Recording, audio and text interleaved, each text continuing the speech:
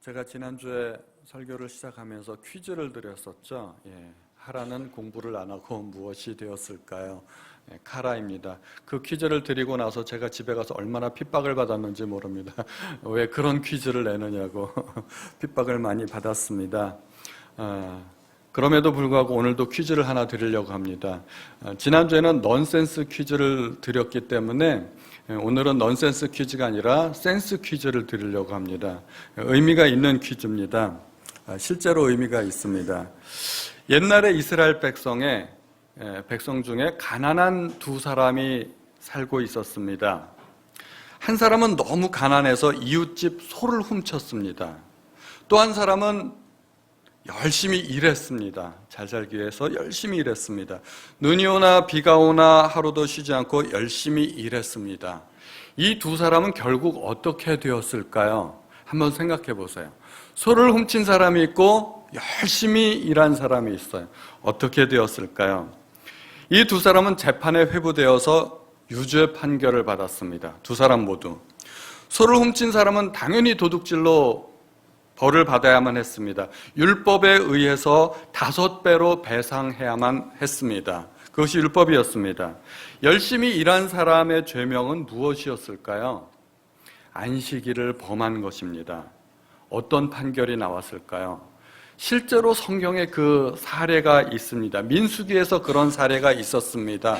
이스라엘 백성들이 광야에서 방황할 때였습니다. 민수기 15장에 보면 이스라엘 자손이 광야에 거류할 때 안식일에 어떤 사람이 나무하는 것을 발견한지라 그 나무하는 자를 발견한 자들이 그를 모세와 아론과 온 회중 앞으로 끌어왔으나 어떻게 처치하는지 지시하심을 받지 못한 고로 가두었더니 여호와께서 모세에게 이르시되 그 사람을 반드시 죽일지니 온 회중이 진영 밖에서 돌로 그를 칠지니라.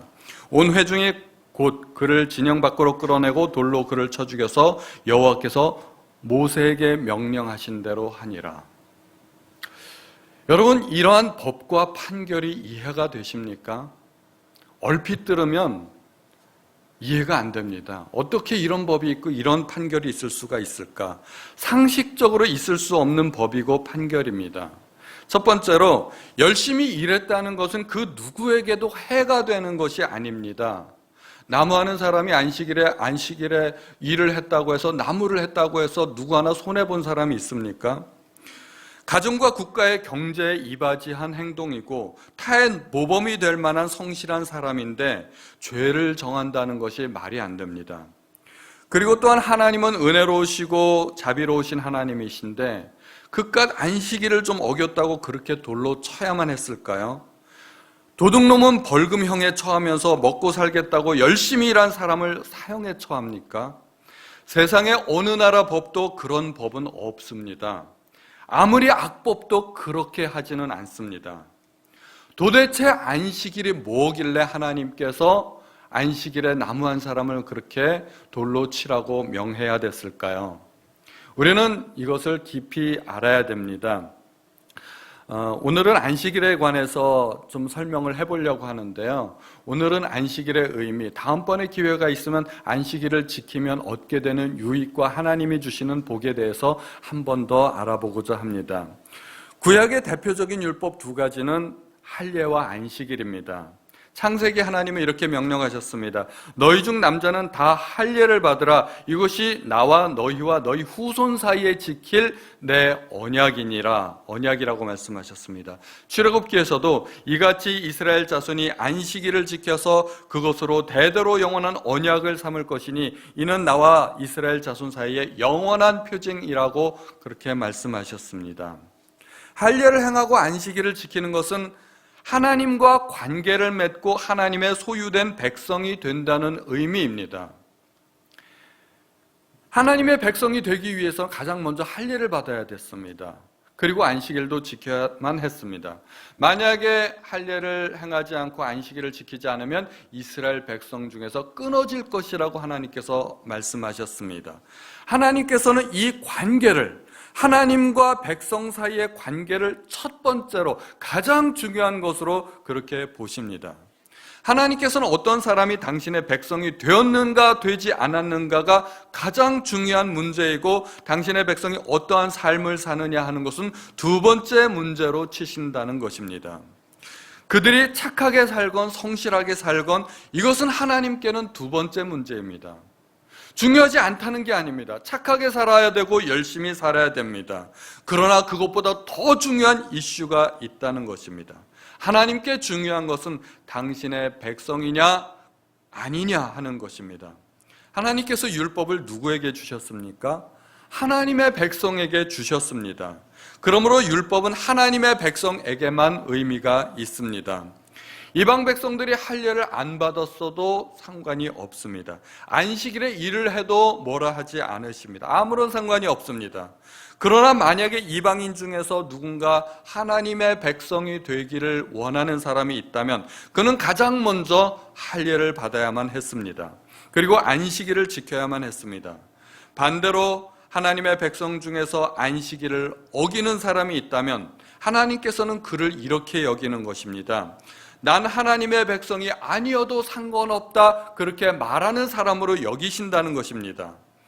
그래서 할례와 안식일은 다른 율법들과는 의미가 다릅니다. 차원이 다릅니다.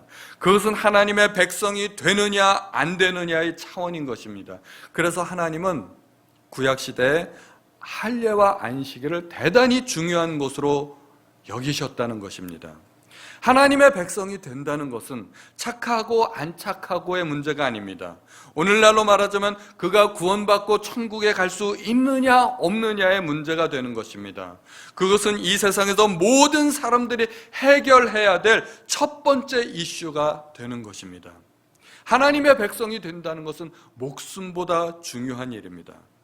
그래서 기독교 역사에서 수많은 박해에도 불구하고 하나님의 백성으로 인정받기 위해서 그토록 많은 순교자들이 나왔던 것입니다.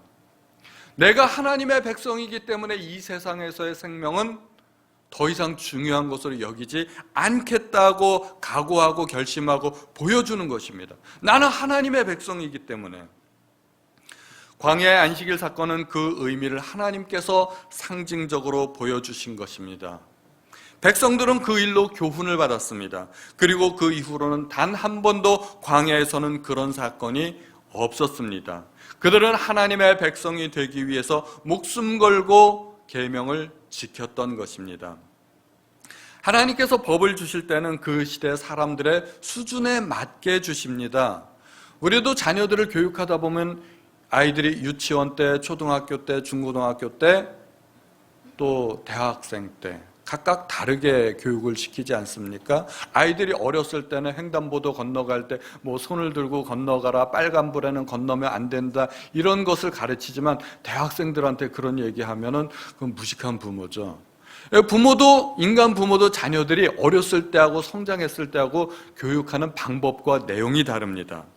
하나님께서도 이 모든 하나님의 말씀을 한꺼번에 다 주신 게 아닙니다. 그 시대 상황에 맞게, 수준에 맞게 조금씩 주셔서 오늘날 이르게 된 것입니다. 모세 시대 사람들은 완악했습니다. 실례로 예수님께서 결혼에 관한 말씀을 하시면서 하나님께서 짝지어 주신 것을 사람이 나누지 못할 것이라고 그렇게 말씀해 주셨습니다.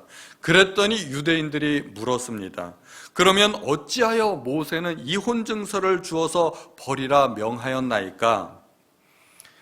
예수님께서 그 질문에 대해서 이렇게 대답하셨습니다. 모세가 너희 마음의 완악함 때문에 아내 버림을 허락하였거니와 본래는 그렇지 아니하니라. 이혼 증서가요, 아내를 내버리는 구실로 삼아서는 안 된다는 얘기입니다. 예수님의 말씀은, 하나님의 원래 의도는 부부는 하나님께서 맺어주신 인연이기 때문에 함부로 헤어져서는 안 된다는 것입니다. 하나님의 의도는 그것이 아니었지만 그 시대 사람들의 완악함 때문에 남자들에게 함부로 버림받는 여자들을 보호하는 차원에서 어디 가서 음녀 취급을 받지 않도록 이혼 증서를 써주도록 했다는 것입니다.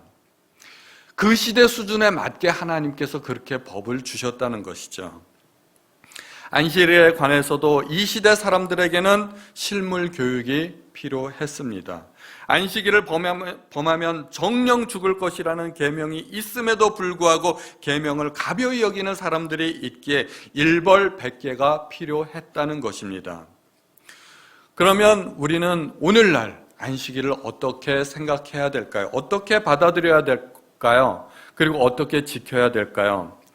성경의 안식일을 지키라고 기록이 되어 있기 때문에 문자 그대로 지켜야 된다고 한다면 저는 그 정신을 매우 훌륭한 정신이라고 그렇게 인정합니다. 훌륭한 자세입니다. 그런데 그렇다면 안식일을 어겼을 때 돌로 치라는 계명도 동일하게 지켜져야 되지 않을까요?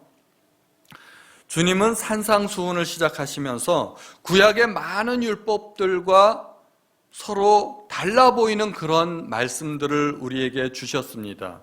산상수훈을 읽다 보면 반복되는 예수님의 설교 패턴이 이렇습니다. 옛사람에게 말한 바 뭐뭐 하였다는 것을 너희가 들었으나 나는 너희에게 이르노니, 너희가 이러이러한 말씀을 들었지만 나는 너희에게 이러한 말을 전하노라 하고 그런 패턴으로 예수님께서 계속해서 새로운 말씀과 율법을 주셨습니다. 얼핏 들으면 예수님께서 율법의 파괴를 말씀하시는 것 같습니다. 그러나 주님은 율법을 폐하러 오신 것이 아니요 율법을 완전케 하러 오셨다고 말씀해 주셨습니다.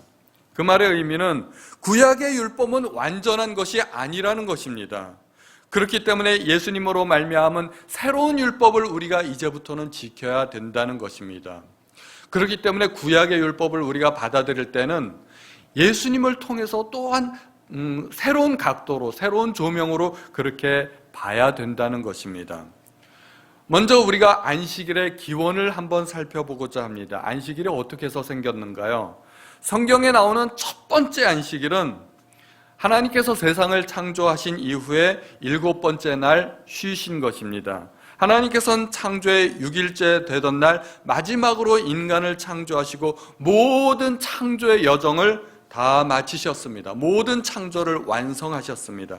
그리고 창세기 2장 2절에 이렇게 말씀하십니다. 하나님이 그가 하시던 일을 7째 날에 마치시니 그가 하시던 모든 일을 그치고 7째 날에 안식하시니라. 하나님께서 안식하신 날이십니다.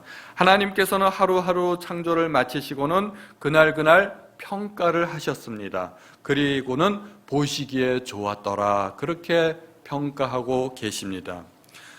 하루하루의 작업을 마치면서 그날의 평가를 통해 하나님께서 만족하시고 기뻐하셨다는 것입니다. 그리고 마침내 6일째 되던 날 인간을 창조하시고는 창조의 대단원을 마무리하신 겁니다. 창조의 대단원에 막이 내렸습니다. 온 우주 만물이 완성이 된 겁니다. 이 얼마나 대단한 작품입니까? 이 얼마나 위대한 작품입니까?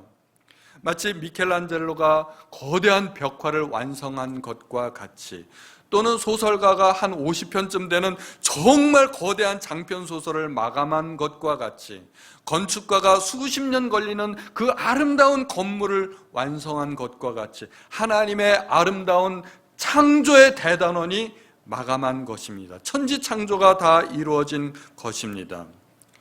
하나님은 7째 날 뭐 하셨을까요? 우리가 사람을 생각해 보면 좀 이해가 될 것 같습니다. 모든 예술가들은 자기의 예술품을 완성하고는 어떻게 할까요? 그동안 너무 힘들었기 때문에, 너무 지긋지긋하기 때문에 다시는 돌아볼 생각을 하지 않을까요?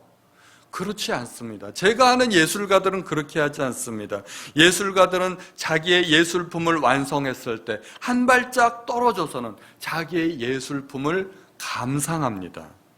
깊이 자기의 예술 세계를 음미한다는 것입니다. 마치 도공이 도자기를 구워놓고 여러 개의 실패작들을 깨뜨려 버리다가 어쩌다가 마음에 드는 도자기 하나를 발견하고는 정말 기뻐하면서 이리 보고 저리 보고 즐거워하고 기뻐하고 감탄하는 것과 마찬가지입니다. 예술가들은 자기의 예술작품이 완성되었을 때 기뻐하고 즐거워하고 자기의 그 예술 세계를 음미하고 감상하는 것입니다. 여인이 아기를 낳을 때 얼마나 심한 해산의 고통을 겪습니까? 몇 시간씩 진통을 해가면서 아이를 낳는다는 것을 우리는 잘 알고 있습니다. 그러면 그렇게 고통스럽게 아이를 낳았기 때문에 지긋지긋해서 그 낳은 아기를 다시는 쳐다보고 싶지 않을까요? 산모들을 보면 그렇게 고통스럽게 낳은 아기를 얼마나 사랑스럽고 대견한 눈으로 쳐다보는지 알 수 없습니다. 같은 자식이지만 아빠들이 아기를 보는 눈과 엄마들이 아기를 보는 눈은 같지 않습니다. 아빠들은 아기를 볼 때 저게 내 새끼구나 그래서 멀뚱멀뚱 쳐다보지만 엄마들이 아기를 보는 그 눈 속에는요 감동이 있습니다. 사랑이 있습니다. 지극하고 크한 눈빛으로 그렇게 아기를 쳐다봅니다. 그 감동은요 제가 생각하기에 아빠들은 죽었다 깨어나도 아마 모르지 않을까 그렇게 생각이 됩니다. 저도 새 아이를 낳았는데 아이들이 태어났을 때 신생아실에 있지 않습니까? 아이 낳았다고 아이를 이렇게 보여주는데 제가 아이들을 처음 갓난 아기들을 몇 시간 안 된 아이들을 딱 봤을 때 제가 무슨 생각을 했냐 하면 왜 아기가 저렇게 쭈글쭈글하고 못생겼지? 제가 그런 생각을 했었습니다. 저도 그런 생각을 했었습니다. 이 아빠들이 보는 눈하고 엄마들이 보는 눈하고는 달라요. 며칠 지나니까 이뻐지더라고요. 그 감동이 며칠 뒤에 오는 게 아빠인 것 같습니다. 하나님은 6째 날에 모든 창조를 맞으시고 뭐라고 말씀하셨냐면 보시기에 심히 좋았더라 그렇게 말씀하셨습니다.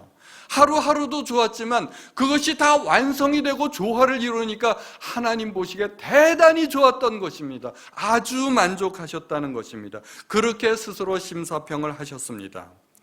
그때 완성된 우주 만물은 어떻게 하고 있었을까요? 온 우주 만물과 산천초목과 모든 피조세계가 하나님의 영광을 찬양하고 있었을 것입니다. 시편에 보면 온 자연 만물이 하나님을 찬양하라고 그렇게 말씀하시는 구절들이 많이 있습니다. 시편 19장 1절에 보면 온 하늘이 하나님의 영광을 선포하고 궁창이 그의 손으로 하신 일을 나타내는 도다. 시편 66편 4절에 보면 온 땅이 주께 경배하고 주를 찬양하며 주의 이름을 찬양하리이다 할지어다. 시편 148편에도 보면 해와 달아 찬양하며 광명한 별들아 찬양할지어다. 하늘의 하늘도 찬양하며 하늘 위에 있는 물들도 찬양할지어다. 온 세상 만물이 하나님을 찬양할 수 있다는 것입니다. 그렇게 하나님은 온 해와 달과 별들과 하늘과 땅과 바다와 그리고 거기에 충만한 모든 생물들로부터 경배를 받으셨을 것입니다. 하늘과 땅과 해와 달과 별들이 그리고 하늘의 새들과 땅의 짐승들과 바다의 고기들까지 산천초목과 바위와 호수와 온 우주 만물이 하나의 장엄한 오케스트라가 되어서 하나님을 찬양했다는 것입니다. 그리고 하나님은 모든 피조세계로부터 경배와 찬양을 받으시면서 보시기에 심히 좋았더라고 그렇게 그날을 평가하시고 감상하시고 즐기셨던 것입니다. 하나님께서 안식하셨다는 것은 하나님께서 6일 동안 일하시고 너무나 힘들어서 쉬셨다는 그런 의미가 아닙니다. 그것은 사람은 일하면 힘들지만 하나님은 그러신 분이 아니기 때문입니다. 하나님께서 안식하셨다는 말은 모든 피조세계로부터 경배와 찬양을 받으시고 기쁨과 만족함이 가득하셨다는 것입니다. 그것이 안식일의 의미인 것입니다. 여기서 우리가 안식일에 대해서 조금 더 몇 가지 알아봐야 될 사항이 있습니다. 첫 번째로 안식일은 하나님을 위한 날이라는 것입니다. 하나님은 6일 동안 일하셨기 때문에 7째 날 안식하실 수 있는 자격이 있으십니다. 사람은 6일째 되던 날 창조되었습니다. 사람을 기준으로 말하자면 창조되고 다음 날이 안식일이었던 것입니다. 사람은 창조되고 나서 무슨 일을 그렇게 많이 했다고 안식이 필요했을까요? 아담은 창조되고 나서 기껏해야 한 반나절 정도 동물들의 이름을 짓는 일을 했을 뿐입니다. 안식일의 기원을 보면 안식일은 분명히 하나님이 안식하신 날이지 사람이 안식한 날이 아니라는 것입니다. 사람을 위한 날이 아니라는 것입니다. 그러므로 안식일은 하나님을 위한 날이요 하나님이 주인 되신 날입니다. 예수님도 인자는 안식일의 주인이라고 말씀하셨습니다. 그러므로 안식일의 주인은 바로 하나님이십니다. 그러면 우리는 뭔가요? 우리는 하나님의 안식에 동참하는 의미가 있는 것입니다. 두 번째, 안식일은 하나님을 예배하는 날이라는 것입니다. 첫 번째 안식일을 우리가 생각해 보면 이해할 수 있습니다. 첫 번째 안식일에 하나님께서 온 우주 만물로부터 경배받으신 날이라는 것을 우리가 생각하면 안식일의 의미를 알게 됩니다. 안식일의 진정한 의미는 휴일이 아니라 하나님을 예배하는 날이라는 것입니다. 그러면 안식일에 일을 하지 말아야 하는 이유는 무엇일까요? 안식일은 온전히 주님의 날이기 때문에 주님을 위해서만 사용이 되어져야 하기 때문입니다. 우리가 세상의 여러 가지 일에 분주하면서도 온전히 주님을 예배할 수는 없습니다. 우리가 세상의 결혼식에서도 신랑 신부를 축하하기 위해서라면 만사 제쳐놓고 예식장에 참여하기도 합니다. 시골에서 자식 서울 보내놓고 서울에서 결혼한다고 그러면 시골에서 관광버스 한 대 대절에다가 일가 친척들 다 몰고 와서 서울에서 예식 참여하고 또 피로연 참석하고 또 그리 바리바리 싸들고 관광버스 타고 또 시골로 내려가지 않습니까? 하루를 온전히 예식장에 바치는 겁니다. 신랑 신부를 위해서 하루를 바치는 겁니다. 저도 우리 장로님 아드님 결혼식장에 한번 참석하기 위해서 그날 제가 주례를 봤는데 그날 하루 결혼식에 참석하기 위해서 토요일 하루를 쬐습니다. 요즘 애들은 쬐다고 말을 하더라고요. 저도 토요일 하루를 쬐습니다. 저도 신랑 신부를 위해서 저의 하루를 바친 겁니다. 그러니까 우리가 하루를 주님 앞에 보내기 위해서는 잡다한 내 업무를 줄여야 됩니다. 그렇지 않으면 하나님께 온전한 예배를 드릴 수가 없다는 것입니다. 그러므로 안식이라는 나를 위한 일을 삼가해야 옳을 것입니다. 반면에 그것이 주님의 일이라면 상관이 없습니다.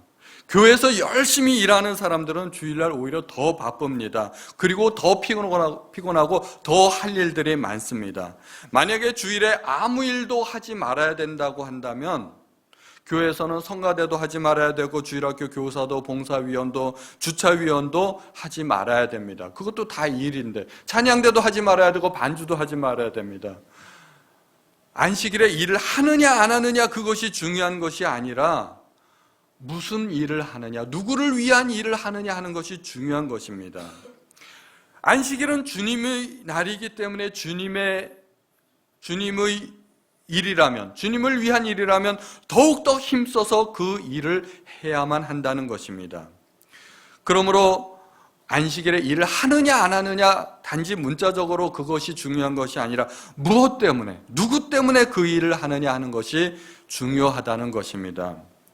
오늘 본문으로 한번 돌아와 보겠습니다. 제자들이 안식일에 밀 이삭을 잘라 먹었습니다. 주님 따라다니다 보면 눈코 뜰 새 없이 바쁩니다. 이 마을 저 마을 주님은 돌아다니셨고 주님도 때로는 식사하실 겨를도 없을 정도로 많은 병자들을 고치시고 천국 복음을 전하시고 또 가르치셨습니다. 정말 주님의 일정은 바빴습니다.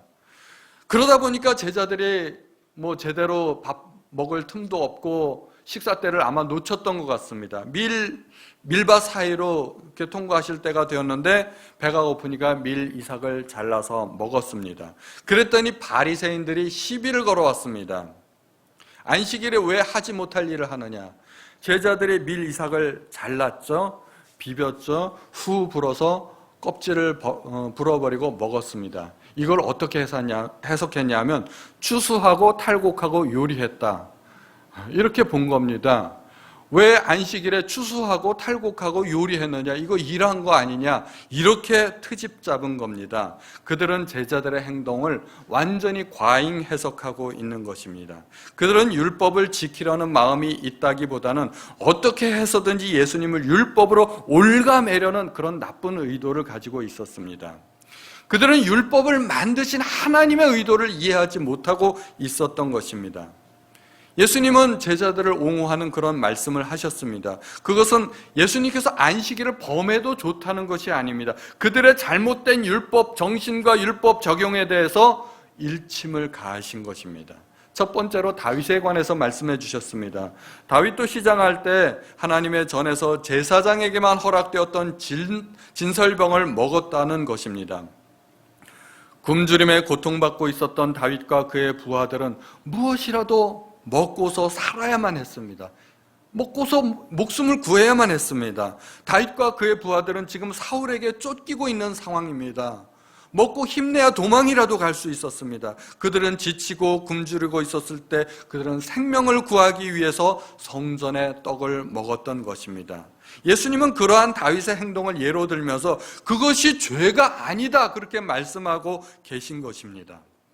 하나님께서 율법을 제정하신 목적은 무엇일까요? 하나님께서 법을 제정하셨을 때 하나님은 그 법으로 인간을 구속하고 인간의 자유를 제한하거나 인간을 불행하게 만드실 의도가 전혀 없으셨습니다. 인간도 스스로 만든 법조차도 인간이 스스로 법을 만들었을 때도 그 법도 인간의 복지와 행복을 위해서 만들지 않습니까? 법 정신에는 생명 존중 사상이 들어있는 것입니다. 그래서 예수님은 그들이 희생제물보다 자비를 더 원하시는 하나님의 마음을 알았더라면 제자들을 그렇게 정죄하지는 않았을 것이라고 그렇게 말씀하시는 것입니다. 법에는 법 정신이 있고 그 정신을 올바로 알아야 된다는 것입니다. 두 번째로 제사장들에 관해서 말씀해 주셨습니다. 제사장들은 안식일에 성전 안에서 안식을 범하여도 죄가 없다는 것입니다.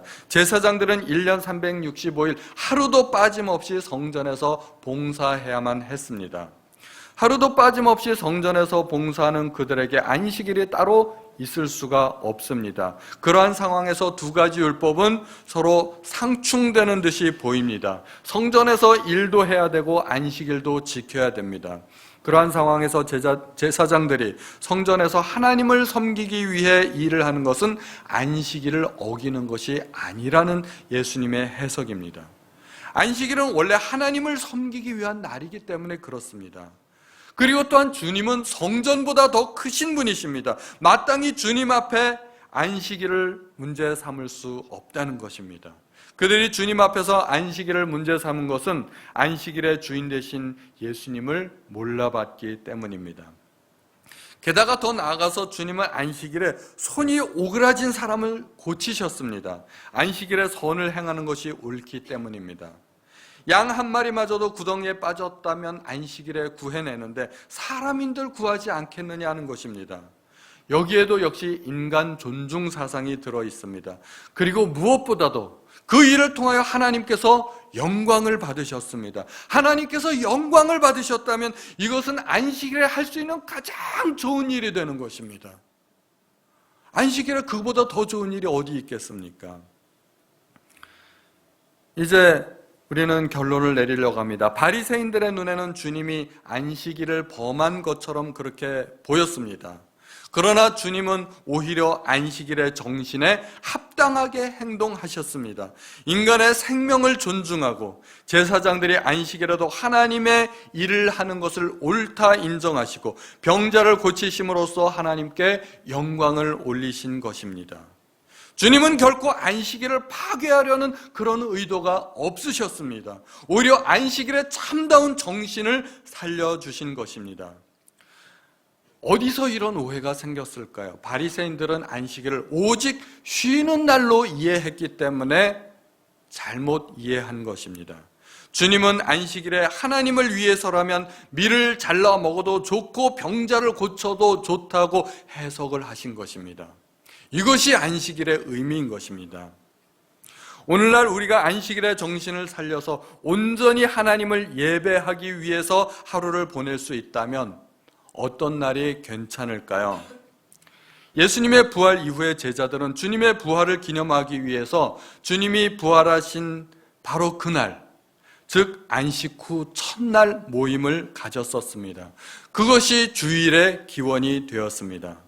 그 이후로 교회는 주님을 예배하기 위해서 주일에 모이게 되었고 그것이 교회의 전통이 되었습니다. 그런데 묘하게도 안식 후 첫날은 일주일의 시작이 되는 날입니다. 또 하나님께서 처음 세상을 창조하신 날, 즉 빛을 창조하신 날이었습니다. 그리고 빛 되신 예수님께서 부활하신 날이었습니다. 하나님께서 세상에 빛을 창조하신 날, 세상에 빛 되신 예수님께서 부활하신 날이 되었고, 그 날이 오늘날 우리에게는 주일이 되었다는 것은 굉장히 오묘한 하나님의 섭리가 되는 것 같습니다. 주님은 인자가 안식일의 주인이라고 말씀하셨는데, 안식 후 첫날이 주님의 날이고 그 날을 우리는 주일, 주님의 날 그렇게 부릅니다. 그 정신에 따른다면 오늘날 주일만큼 안식일로 지키기에 적당한 날이 없을 거라고 그렇게 생각이 됩니다. 안식일이 토요일이냐 아니냐의 문제는 별로 그렇게 중요한 문제 같지 않아 보입니다. 내가 주님을 온전하게 예배하기 위해서 세상의 모든 일을 끊고 주님을 위해서 하루를 온전히 비워둘 수만 있다면 그날이 안식일이 될 수 있다는 것입니다. 우리가 명심해야 될 사실이 있습니다. 일주일 중에 하루는 내 날이 아니라는 것입니다. 하나님께서 주일을 내게 주신 이유는 쉬라고 주신 것도 아니고 여가 생활을 즐기라고 주신 날도 아닙니다. 그날은 주님을 예배하는 날입니다. 주일에 예배도 있고 말씀 나눔도 있고 우리 교회는 회의도 있고 성경 공부와 여러 가지 각종 행사들이 있을지라도 그것이 주님을 위한 일이라면 좋은 일입니다. 마땅히 우리는 일을 해야 됩니다. 구약의 백성들이 안식일을 지키기에 목숨을 걸었다면 우리는 주일을 지키기 위해서 목숨도 걸어야 됩니다. 주일에는 따로 약속을 잡지 않으시기를 바랍니다. 주일에는 어디 놀러 가시거나 여행도 자제하시기를 부탁드립니다.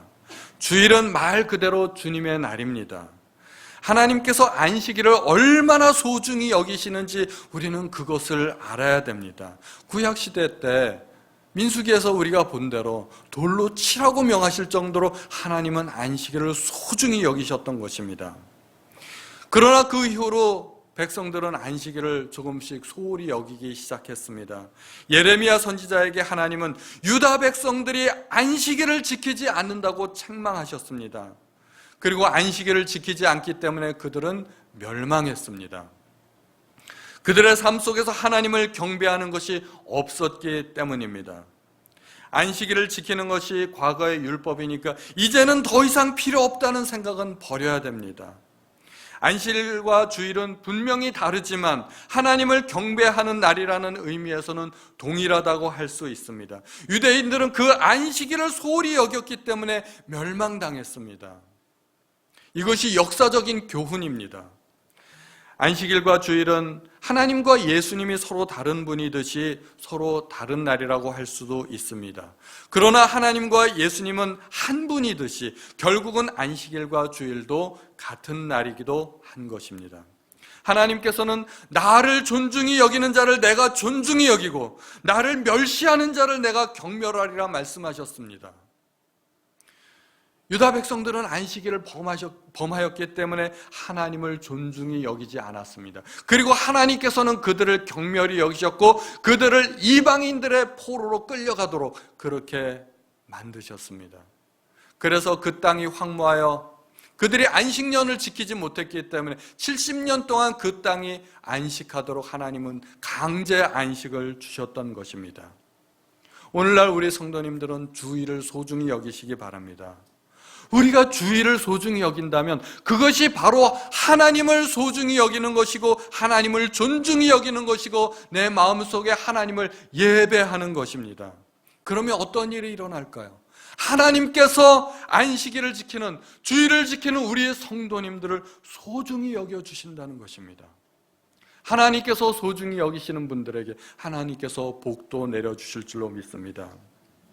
이제부터 우리의 마음의 자세를 바꾸고 안식일은 내 날이 아니고 안식일의 모든 시간은 내 시간이 아니라고 다짐하고 결단하시는 우리 성도님들 되시기를 예수님의 이름으로 축원드립니다. 우리 찬송가 43장을 함께 찬양하시겠습니다.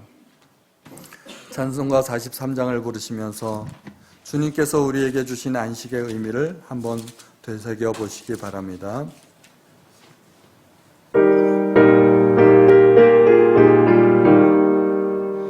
즐겁게 안식할 날, 반갑고 좋은 날, 내 마음을 편케 하니 즐겁고 기쁜 날, 이 날에 천하 만민 다 보좌 앞에서 참되신 삼위일체 다 찬송 부르네.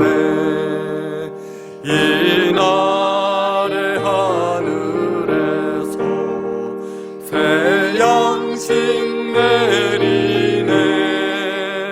성회로 모이라고 종소리 울리네.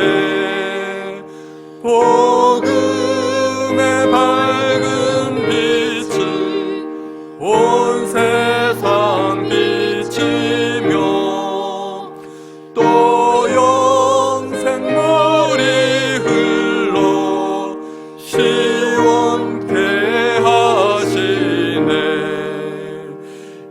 일주일 지킴으로 새 은혜 입어서 영원히 쉬는 곳에 다 올라갑시다.